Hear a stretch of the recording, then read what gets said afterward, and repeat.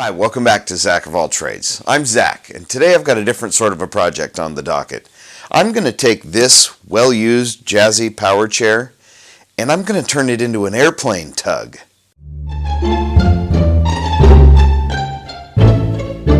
For those that might be on a time budget, I'll go ahead and put a timestamp down in the description so you can go ahead and skip forward to where the real meat of the project starts. But if you've got the time to spare, in order to really understand the heart behind this project, it's very useful to hear the story. You may recall some time back that I told you I had gotten involved in an informal apprenticeship fixing airplanes down at the local airport.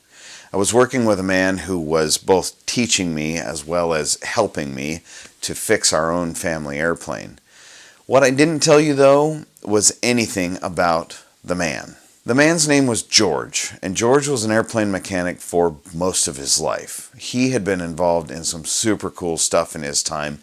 At one point, he was working in the experimental division in Grumman, building cool stuff like space shuttle simulators. Something else about George is that for the last years of his life, he didn't have the use of his legs. Fortunately for him, when he did have both legs, he was every bit of 6'8", if not a bit taller. He was so long in the torso and in the arms that even in this chair, he could still reach most everything that I could reach on two good legs. That meant that he was still, even confined to a chair, an incredibly capable, incredibly competent aircraft mechanic on small airplanes as well as some larger stuff. George really was that quintessential guy who had truly forgotten more about fixing airplanes than probably most of us will ever know. He was a wealth of knowledge. He was an incredible mechanic. He was a dear friend, and I will miss him terribly, as will a host of other folks whose lives that he touched. You see, a couple of weeks ago, without permission from any of the rest of us, George went ahead and passed from this life to the next. In the process of dealing with things and grieving and sorting through George's things, I found myself at one point in George's shop looking at George's chair next to a mutual friend of ours. And I looked at my friend and I said, hey, if you wind up looking for a place for that thing, you give me a holler, let me know. I think I've got a use for it. He said, what the heck are you going to do with that chair?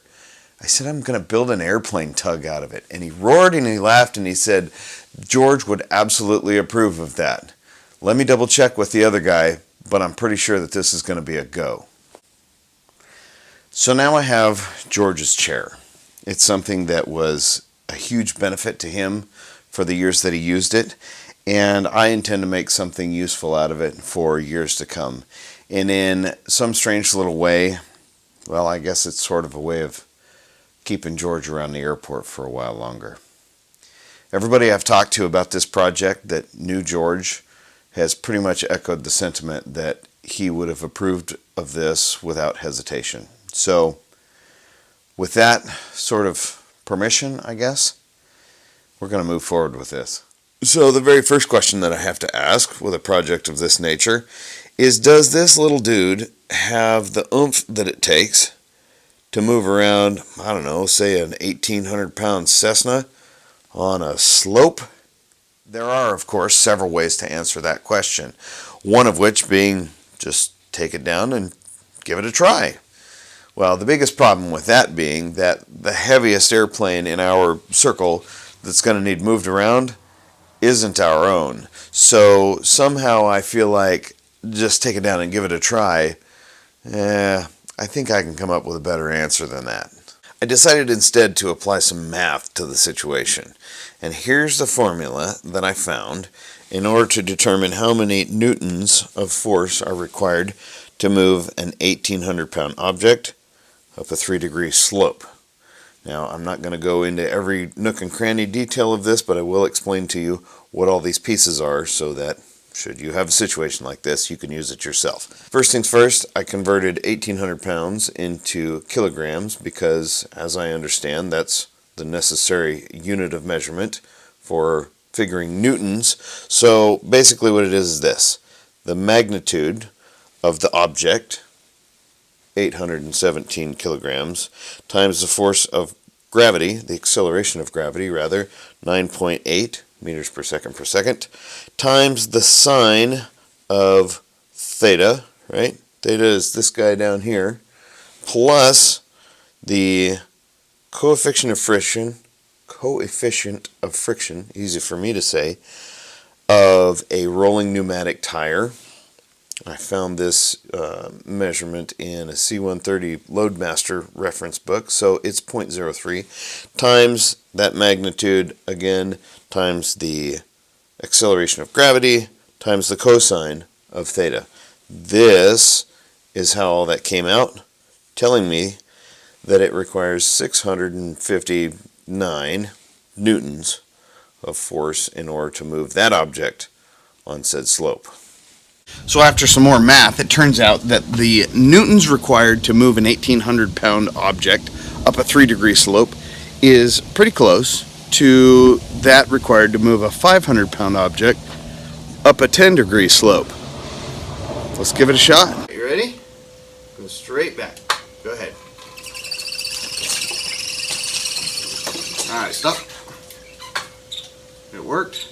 But really all that tells me is that it has at least that much capacity.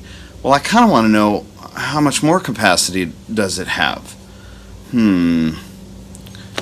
I got an idea. If I can figure out how many pounds of force it's capable of exerting, I can then convert that to newtons, and that should let me know what's the top of its ability.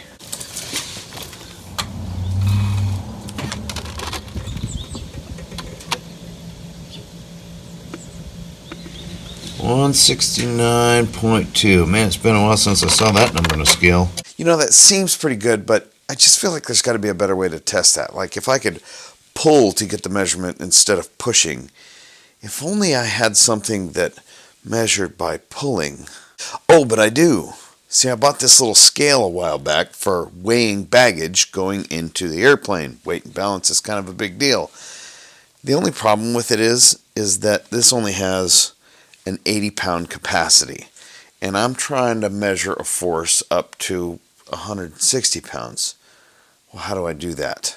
Pulleys. It turns out that if I attach a rope here and go around a pulley here, then come back and attach the rope here, when I pull this direction with 100 units of force, this point here will sustain 50 units. This point here will also sustain 50 units. So by dividing that attached point in half, putting a pulley in the middle, I've now effectively halved the force that is felt in each of these particular spots. So if I then put my scale in here, it seems as though I ought to be able to measure 160 pounds of force. Should show up as 80 pounds of force here. What do you think? So here's what I've got going on. I've got the rope attached to one of the studs that holds the wall to the concrete stub wall back there, and the other one over here, same situation, only I've got the scale in there and I've got it hooked onto that stud, and it's around the post of this chair there, which is going to act like a pulley. So all I got to do is see what sort of force I get on there.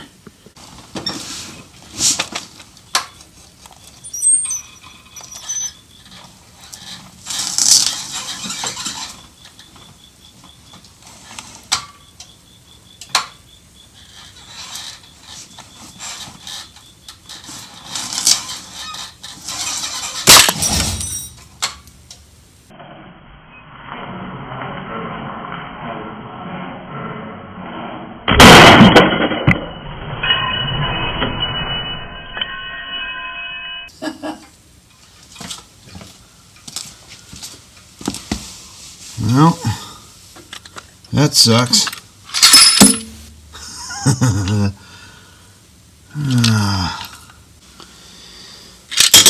Well,